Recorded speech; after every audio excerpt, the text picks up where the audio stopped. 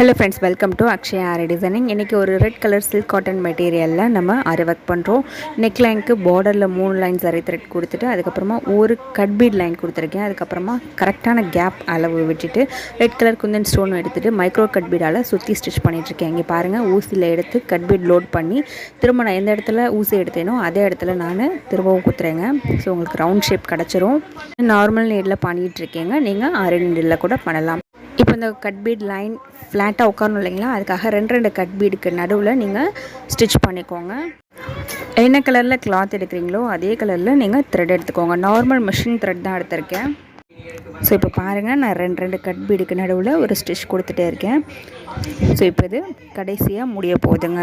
நீங்கள் முடிக்கும் பொழுது கீழே எப்பவும் போல் நாட் போட்டு எடுத்துக்கோங்க. இதே மாதிரி எல்லா குந்தன் ஸ்டோன்ஸையும் நான் கம்ப்ளீட் பண்ணியிருக்கேங்க. இப்போது அடுத்ததாக அந்த கட் பீட் லைனை சுற்றி நான் சமுக்கி வச்சு ஃப்ரெஞ்ச் நாட் கொடுத்துட்ருக்கேங்க. சில்க் த்ரெட் ரெட் கலர்லேயே நான் எடுத்திருக்கேங்க. ஏன்னா சாரியில் எனக்கு வேறு எந்த கான்ட்ராஸ்டான கலருமே இல்லைங்க.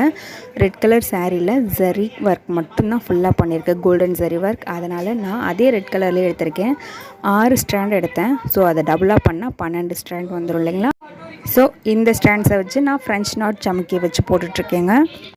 ஃப்ரெஞ்ச் நாட் போடும் பொழுது மட்டும் நீங்கள் கொஞ்சம் பொறுமையாக ஒர்க் பண்ணுங்கள். அப்போ தான் எந்த ஒரு சிக்கலும் இல்லாமல் உங்களுக்கு கரெக்டாக நாட் விழும். நான் இந்த ஃப்ரெஞ்ச் நாட் சமுக்கி வச்சு போடுறது 2 லைன் போடுறேங்க. ஸோ இந்த டிசைன் பார்த்திங்கன்னா ரொம்ப பிகினர் லெவலில் இருக்கிறவங்க கூட தாராளமாக பண்ணலாம். ரொம்ப சிம்பிளான ஒர்க் தான், ஆனால் ஃபினிஷிங் வந்து உங்களுக்கு ரொம்பவே கிராண்டாக இருந்தது. ஸோ எல்லா குந்தன் ஸ்டோனுக்கும் இதே மாதிரி நான் சமுக்கி வச்சு கம்ப்ளீட் பண்ணதுக்கப்புறமா இடையில இருக்கக்கூடிய இடத்துல சின்னதாக ஒரு லீஃப் மாதிரி நான் கொடுக்க போகிறேன். அதையும் கட் பீடாலேயே நான் கொடுக்குறேன். நீங்கள் இப்போ தான் நம்ம சேனலை பார்த்துட்ருக்கீங்க அப்படின்னா சப்ஸ்கிரைப் பண்ணிக்கோங்க, பெல் ஐக்கானையும் கிளிக் பண்ணி வச்சுக்கோங்க. அப்போ தான் நான் போடுற அடுத்தடுத்த வீடியோஸ்லாம் உங்களுக்கு நோட்டிஃபிகேஷனில் காட்டும். ஸோ சைட்லேயும் இதே மாதிரி பெட்டல்ஸ் நான் கொடுத்துக்கிறேங்க கட் பீடாலேயே. ஸோ ஃபினிஷ் பண்ணதுக்கப்புறமா என்னோடய லுக் பேக் நெக் இப்படி தாங்க இருந்தது. இந்த டிசைன் எப்படி இருக்குன்னு நீங்களும் எனக்கு கமெண்ட் பண்ணுங்கள்.